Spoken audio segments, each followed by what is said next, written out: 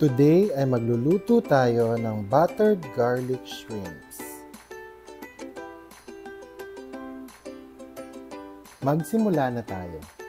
Sa ating kawali ay maglalagay tayo ng butter.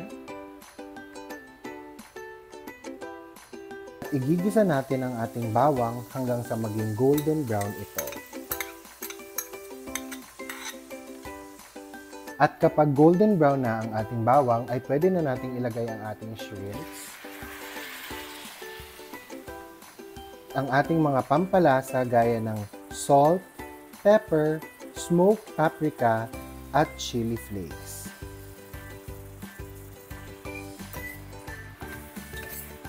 Lulutuin lang natin ang ating shrimps ng mga 3 to 5 minutes. At ngayon ay luto na ang ating buttered garlic shrimps.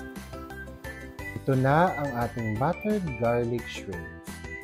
For more cooking and baking videos, please don't forget to subscribe to my YouTube channel, AJ Karel, and please don't forget to hit the like and share button and the notification bell para updated kayo lagi sa aking mga videos. Salamat!